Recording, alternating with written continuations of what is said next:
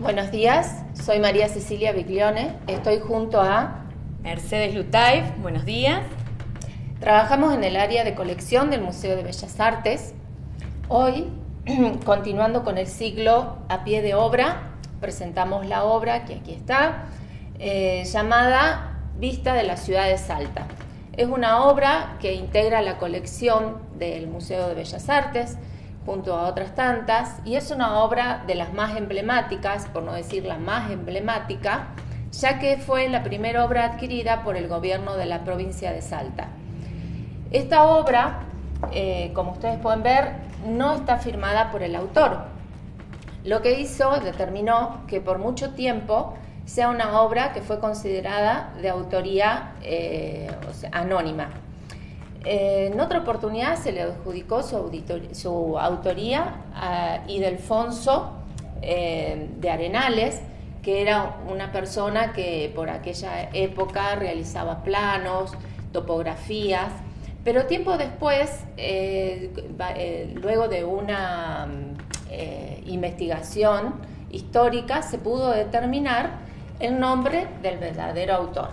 Entonces, aquí estamos con la obra y el autor, Carlo Penuti, que en su estadía por Salta, ya que era un artista viajero italiano, realiza esta pintura llamada nuevamente Vista de la Ciudad de Salta, y aquí vamos a hablar sobre sobre Penuti. Bueno, Penuti era un artista italiano.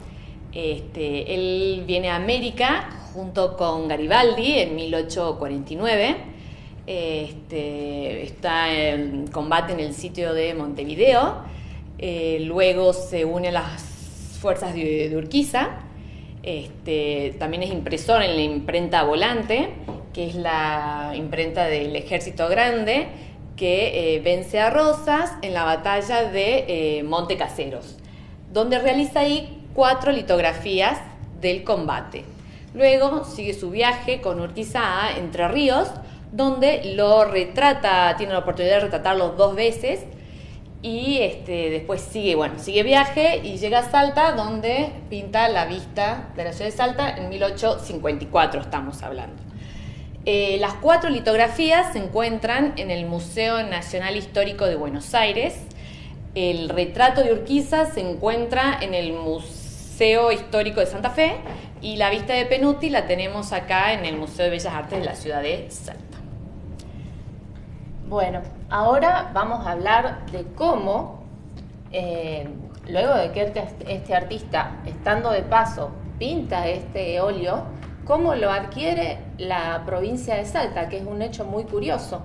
Resulta que luego de pintar este óleo en 1854, él decide seguir su viaje. Entonces decide vender la obra.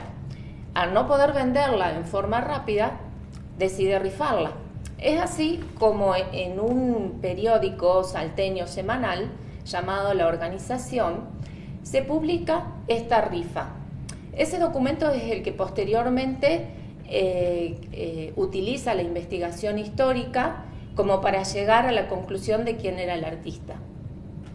Entonces, el periodista en esa publicación hace hincapié de que una obra de dimensiones grandes, donde se detalla a la perfección la ciudad de Salta, rifa la obra a 5 pesos el número.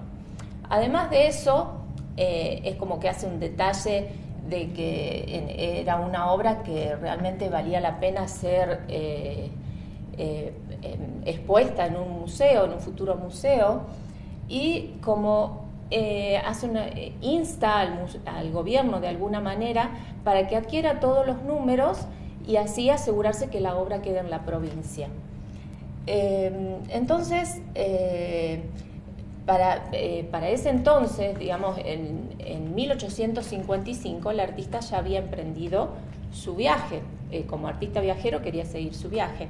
Deja la obra con 2 conocidos y la rifa se lleva a cabo. Pero la provincia adquiere una gran cantidad de números y de esa manera se asegura que la obra queda para la provincia y efectivamente es la primera obra o pieza museográfica que forma parte del futuro museo provincial. Y esta adquisición está en el archivo y biblioteca de la provincia, fechada con 5 de marzo de 1855. Como decía Ceci, es la primera obra museográfica de la provincia y es un documento iconográfico muy importante de la ciudad en el siglo más o menos XIX. Mediados del siglo XIX, así es. Bueno, vamos a hablar un poco de lo que el artista plasma en esta obra. El artista logra una composición muy ordenada, ya que se puede ver una línea de horizonte y para la parte superior todo lo que son colores más fríos y difusos, lo que son los cerros, el cielo, las nubes, y en la parte inferior ya tenemos colores más cálidos, un contraste entre lo que son las luces y sombras. El artista aprovecha todo lo que es vegetación y oscuridad para enmarcar la obra. Entonces produce un marco y la iluminación invita a recorrer la obra, además crea una tensión visual, todo lo que es las fugas de las calles, o sea, la profundidad del cuadro, logrando así un equilibradísimo composición, sí, un desarrollo importante. Bien, así como lo dice el nombre de la obra, Vista de la ciudad de Salta, es efectivamente una vista, porque podemos diferenciar de lo que es un paisaje a una vista. En el paisaje el artista plasma lo que ve exactamente. En cambio, la vista generalmente es ya un paisaje más amplio, más extendido, una vista panorámica que abarca toda una parte grande, más extensa. Y en esa vista el artista, más allá de como es de lejos, el punto de observación está lejos, es como si aquí estaría el cerro y ustedes, el público, estaría observando desde allí hacia la montaña. El artista plasma cosas que sabe que están, pero no las ve. Hasta inclusive hay ciertas partes que ya vamos a detallar que están como corridas del lugar y eso permite una vista porque la intención es dejar información de ese edificio, por ejemplo, que si lo pinta tal cual no se vería, entonces como que lo corre para dejar el testimonio, digamos, de dónde estaba ese edificio. Una de las cosas que era muy particular de esa, que se ven acá y dividen la ciudad en distintas formas, son los tagaretes, que en realidad son nada más ni nada menos que canales, cauces naturales de agua, lo que serían arroyos. Tagarete es un término español, justamente de Sevilla, en ese lugar se llamaban tagaretes en vez de arroyos, porque es de donde proviene el fundador de Salta, Hernando de Lerma. Entonces se incorpora esa forma de decir al arroyo, se llamaban tagaretes. Aquí vemos en primer plano uno de los tagaretes, que sería que hoy en día está cubierto por la avenida Virrey Toledo, más precisamente avenida del Bicentenario de la Batalla de Salta.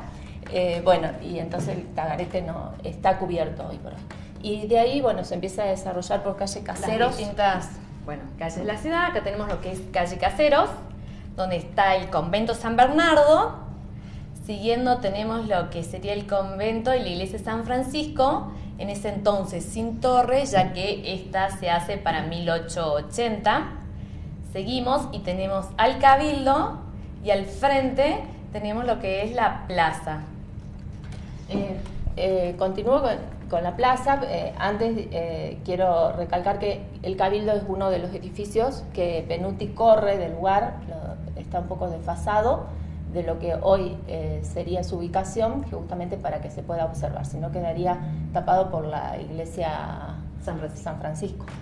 La Plaza Mayor, por esas épocas, por el 1854, se observaba como una plaza seca. En ese momento era típico. La plaza seca carecía de ornamentación, de asientos, de vegetación, y la función clave era los abastos, el comercio. Así es. Tiempo después de que realiza esta obra Penuti, como 10 años después, esa plaza pasa a ser plaza paseo en el gobierno de Cleto Aguirre. Se incorporan asientos, naranjos para embellecerla, y en el centro una pirámide a modo de monumento en conmemoración al derrocamiento de la revolución de Uriburu. También tenemos acá lo que es la iglesia de la Compañía de Jesús, que a principios del siglo XVIII tenía una nave, siglo XIX se suman 2 naves, y lo que es la espadaña. Esta se utilizaba como iglesia matriz, pero ya en el siglo XX se construye lo que es la sede del Club 20 de Febrero, con un estilo neto academicista francés. Luego pasa a ser Casa de Gobierno y actualmente es Centro Cultural América. Y bueno, me faltó comentar que la plaza, que es la plaza actual 9 de julio, en ese momento se llamaba del inmortal Urquiza. Y lo característico, a diferencia de otras plazas de otras ciudades del país, era que todos los edificios que la rodeaban tenían la pintoresca recoba, excepto la parte de la catedral, todo el resto estaba rodeado de recoba. Y también tenemos por detrás de la Compañía de Jesús, esta torre que asoma, era en ese momento la iglesia de la Merced.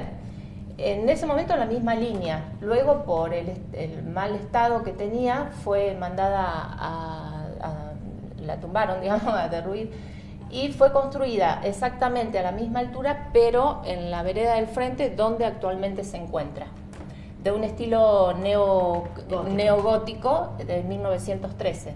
Así es. Y bueno, acá tenemos lo que es el Hospital de la Caridad de la Sociedad de Beneficencia, que el presbítero Pío Hoyos manda a construir en lo que sería Balcarce y Belgrano, que luego esta sería sustituido a Sarmiento y Leguizamón, actual Hospital del Milagro. Bueno, en cuanto a edificios no nos queda mucho por comentar. Hablar sobre que en ese momento habitaban unos 10.000 personas, 10.000 habitantes, lo que es la ciudad. ciudad. Se dividía como en 4 barrios. Y bueno, vamos a hablar un poquito de las costumbres, actividades de la época, la vestimenta.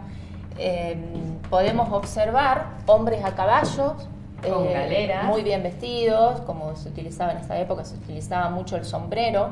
Las carretas eran utilizadas como método de locomoción, también de transporte, ¿no? Para transportar bultos, mercadería. Igual que lo que eran las mulas todas cargueras, para todo lo que era el comercio. Entonces, bueno, se ve también todo lo que es una costumbre de la época. Tenemos carretas también tiradas. Las actividades de las mujeres, por ejemplo, era transportar agua, que lo hacían con tinajas que apoyaban en sus cabezas, y también la ropa la lavaban en los ríos, en los arroyos. Entonces la mujer acarreaba en bolsas, ataditos a la cintura o en la cabeza de ropas, iban a lavar. Utilizaban polleras largas, blusas, y se ataban telas en la cabeza para ahí poder llevar. También se ve lo que es la típica casita con su horno de barro redondeado, donde ahí para cocinar.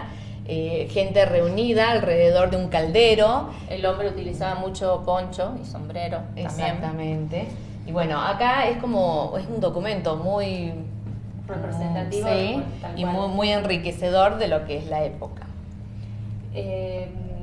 Bueno, también podemos comentar que esta obra, pensemos que fue realizada en 1854, entonces ya transcurrieron más de 150 años. ¿Cómo se conserva, no?